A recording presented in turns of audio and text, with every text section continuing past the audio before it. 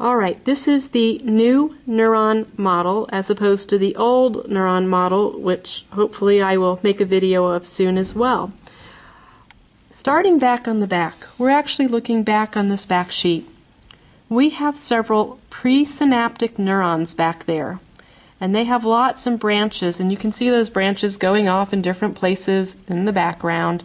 Some of them are working their way into the foreground, up through here, this flexible part.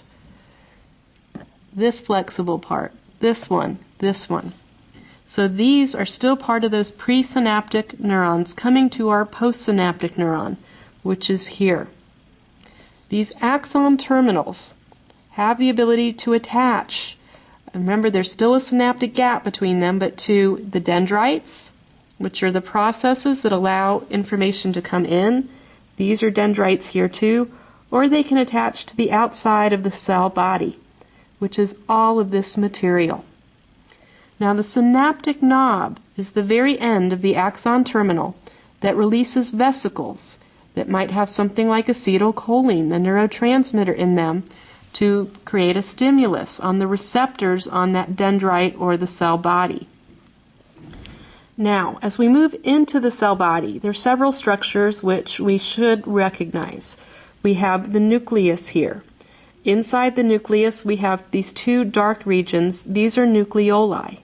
So in neurons, we have a few more of those than we have in a typical cell, only having one nucleolus.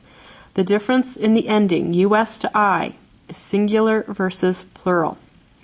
The fluid in here is nucleoplasm. It's not on the list, but there is an arrow to it to the lab packet if you are trying to ID that. Now, stuff inside the cell body beyond the nucleus. Up here we have this candy-colored material. That is the rough endoplasmic reticulum, which can be called missile substance or chromatophilic substance. And the chromatophilic is coming from the dyes that the rough ER responds to. We have smooth ER over here, and in green we have the Golgi apparatus. The functions of these are the same as they are in a basic cell. Two other items that we have in here, we have these little hot dog shaped things. These are mitochondria. The only difference with this one is it's been cut open so you can see a cross section of it. And then we also have these yellow items, which are vesicles, being created here and moving down the axon that we see here all the way to the end. Now, moving away from the cell body, we get into the area where we narrow into the actual axon. So the axon has a constant diameter from here all the way to the end. But this is still wider here. And this region is called the axon hillock as you narrow down into that axon region. The narrowing down is done by neurofibrils, which are part of the cytoskeleton.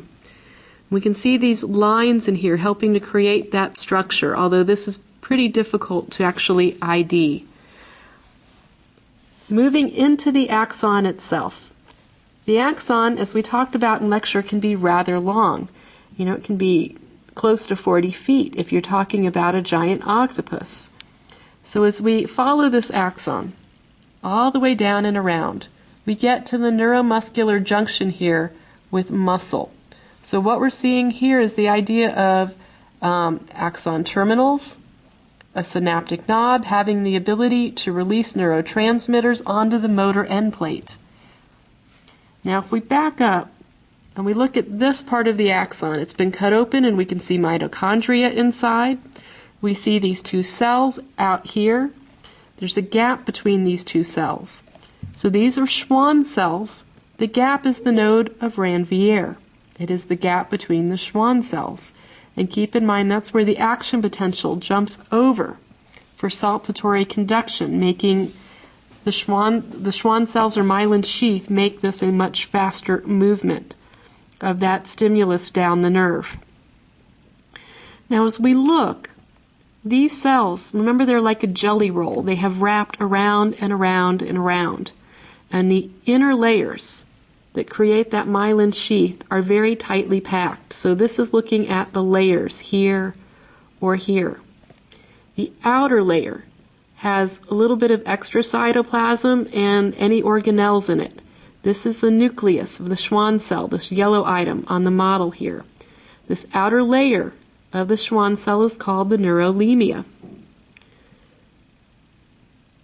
The myelin sheath is all the layers, individual Schwann cells. So make sure to read questions carefully on a lab exam so that you are identifying the correct material. And that is a hopefully great overview of our neuron model. Thank you.